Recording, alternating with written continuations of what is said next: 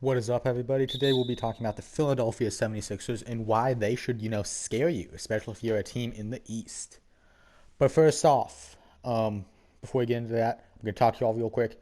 We've been doing amazing recently on the channel, so it's pretty cool. Thanks you all for the support. If you aren't subscribed, please consider subscribing. I post daily NBA, NFL, college football, and college basketball videos. It helps me out a ton, and if you just enjoyed this specific video, just like the video, because that helped me out a ton. And let's talk about the 76ers and why I think they'll be, a threat. So, as we all know, the Philadelphia 76ers, whole trust the process deal. It turned out decent for them, I guess. Anyways, long story short. So, the Philadelphia 76ers will be a threat to win the East this year. Um, People thought last year they would be, but they just lost out, honestly. Why? Injuries were a big part of that. Floor spacing is probably a bigger part of that. So we're going to talk about how they got even better, this offseason and why I think they will do good. So in terms of just straight up floor spacing, they brought in Seth Curry, Danny Green, even though he may, miss wide open game winning shots, he is still, a floor spacer, and his game does age fairly well. Um, so Matisse Thybulle, Shake Milton, and Furkan Korkmaz are all, I'd say decent shooters at least. Not exactly Steph Curry, shooting at half court, but they will space the floor decently. And yeah, that's about it in terms of shooting. So they added shooting, which is very good. The key guy in this is, Seth Curry. Um, so in terms of lineups that they could potentially run out, I personally feel like it makes more sense to start Ben Simmons at power forward at this point in his career and just allow the playmaking to be an asset. Similar almost to how the Miami Heat run out Bam Adebayo in a sense, if that makes sense. You let him play his natural position, which is power forward. I think we can all agree on that. Power forward or small forward. In this case, we'll say power forward. And then just allow the playmaking to be an extra asset. And while this may take away, the great skill of his, that is playmaking, I feel like it would benefit the lineups this team could run out and adjust. And I'm a huge fan of positionless basketball. I'm not entirely sure if you all know this. But if you want to, you could honestly just run him in at point guard in the sense of he takes the ball up the court, he makes the plays, even if he's officially listed at the power forward position, right? Um, so that's what I would do. So what would that make the lineup look like? That would make it look like Seth Curry, Danny Green, Tobias Harris, Ben Simmons, Joel Embiid. So that's pretty good right there, right? I think we can all agree that's a decent lineup.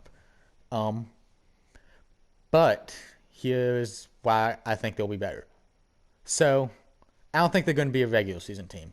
Um, I see them realistically going in as around the fourth or the fifth seed, right? Joel Embiid or Ben Simmons, one of those guys will probably get injured realistically.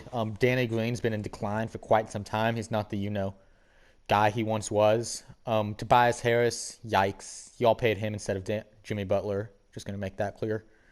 Um, I see him as, fourth, fifth, maybe sixth seed, quite honestly.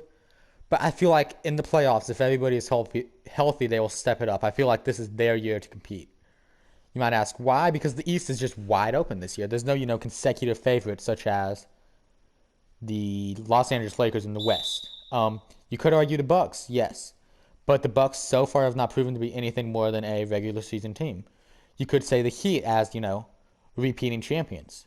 I mean, when you look at that, there's just a ton of teams out there like the Nets. You could say the Nets, but Kevin Durant, coming off a major injury, we don't know if he can stay healthy all season long. Kyrie Irving will probably, freak out and do something to the media or something crazy like that. The East is wide open, in my opinion. All right.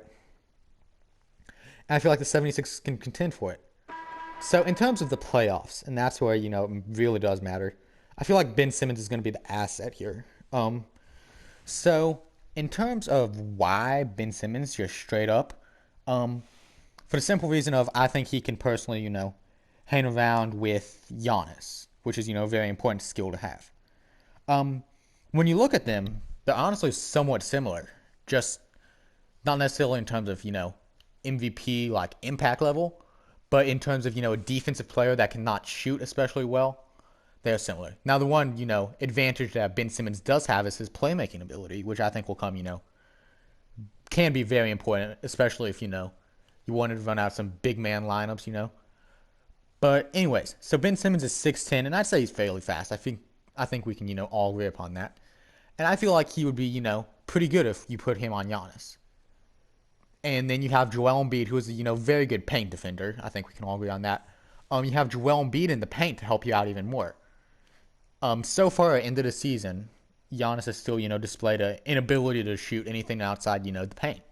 Especially, on full court possessions where you have to, bring it up. It just has not looked super good so far in terms of, developing an outside shot, which would make him even deadlier, or developing a playmaking ability, which would make him even deadlier. So I feel like Ben Simmons and Joel Embiid together would do fairly well against Giannis. Um, in terms of Chris Middleton, he could be the outside factor.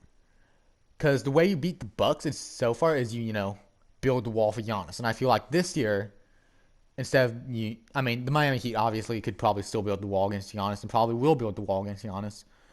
But I feel like teams know the strategy now for sure, and I feel like if you look at a team, you just look at a team like the 76ers and say, hey, they are the definition of a big team in the NBA. Dwight Howard, look, all right, I'm just being straight up here.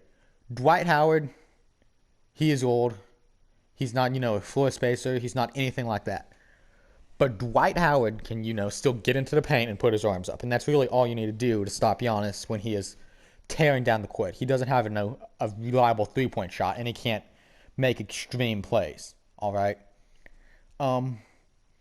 So that's about that in terms of just the playoffs. So there is another guy that we need to talk about just a little bit. And that is James Harden. Now, the 76ers, they're interested in trading for James Harden. And I haven't really been, I'm not entirely sure if this would be a good trade for the 76ers. And the reason I say this is because James Harden is a very aggravating style of play. I think we can all agree upon that.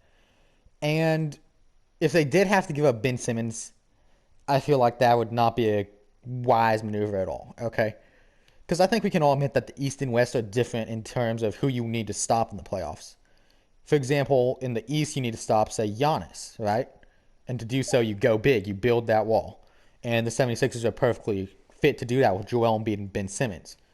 But in the West, you have to stop more of guards, in my opinion. Say, like Damian Lillard and Stephen Curry. And that just, leads to different ideas of who you can and can't have on the floor. Now, there's another, positive, or not necessarily positive, another positive, but there is a positive for bringing on James Harden. And he's decent at paint defense, just because of how big-bodied he is. Not exactly, a thin dude. I think we can all agree upon that. Which does help him out a bit in terms of post defense, but still not ideal.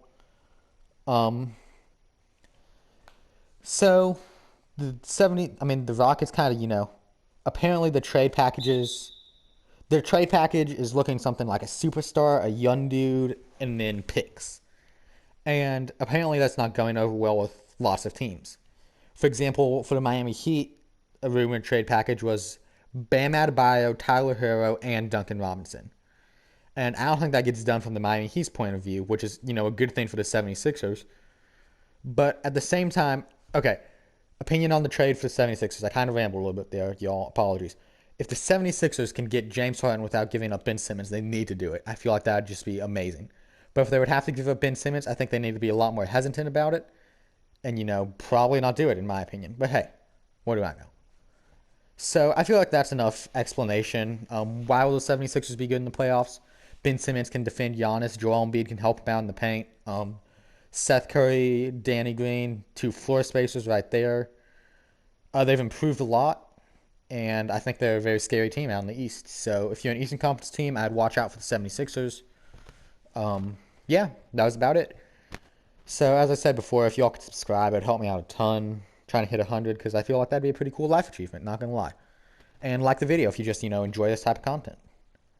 Post daily, all that good stuff. Yeah, y'all have an amazing day.